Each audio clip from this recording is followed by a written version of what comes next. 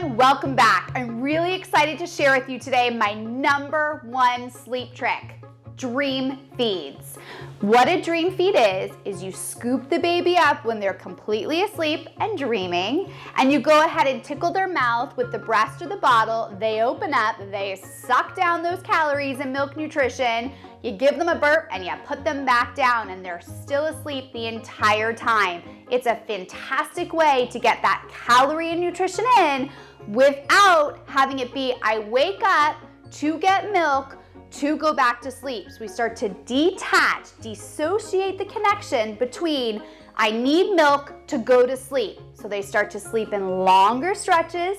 They wake up a lot less for feedings. Sound good? I think so. Let's jump right to it. My first nugget is offer them the milk while they are still asleep. So when you scoop them up, you do not need to change their diaper or unswaddle them. If for some reason when you pick them up, they kind of wake up a bit, flip them on their side when you're holding them. It's the most neurologically regulating position. It's like a light switch hits and they're right back out again. So that's the best time to then offer the breast or the bottle for that dream feed while they're still asleep. Number 2, my favorite time for a dream feed is around 10:30 at night.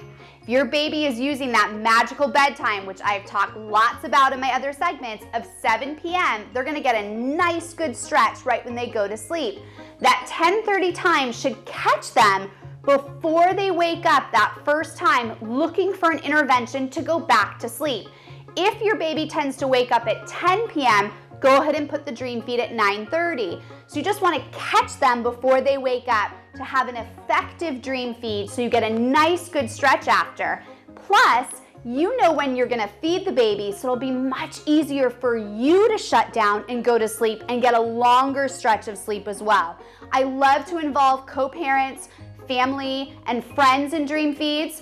I used to kind of pump the breast milk out, leave it on the counter, and I would actually hit bed at about 9:30, and Dad would come in and do the dream feed at 10:30, which he loved. He felt like it was his time to do the feeding, and I got that extra hour of sleep, which we all know an hour makes a huge difference.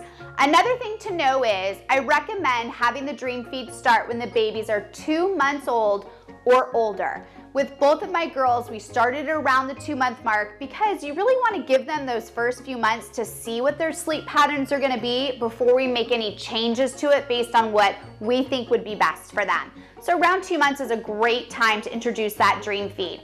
Plus, once babies continue to get older, if you already have that dream feed in really well, they're going to be stretching their sleep and waking for feeds less often. Most likely you're going to start to figure out, do I wean them throughout the night? Do I cut out all the feeds?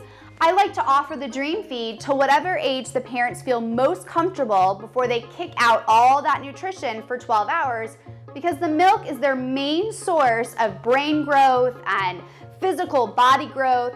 So if you don't feed after that dream feed when they're older till the morning time, you're still getting some good nutrition in them in that 12-hour period. We're going to talk a lot more about this in my segment about sleep training, which is coming soon. And finally, make sure it's a good fit for your baby. Babies that have a lot of reflux or digestion challenges, a dream feed is not a good fit for them because we actually want them awake to let us know how much they want to take or not take and make sure we work out those air bubbles. So check with your doctor to make sure a dream feed is the right fit for your baby. Also, some babies can get stimulated by a dream feed. Let's say they go down to sleep at 7 and they were sleeping till 1:30.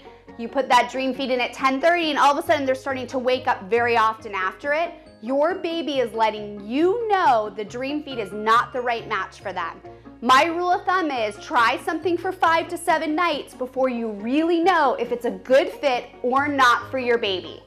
Thanks so much for joining me today. I hope my #1 sleep trick will make a big difference in your home. It definitely did with ours. I look forward to seeing you next time. And don't forget, post those comments below. Happy sleeping.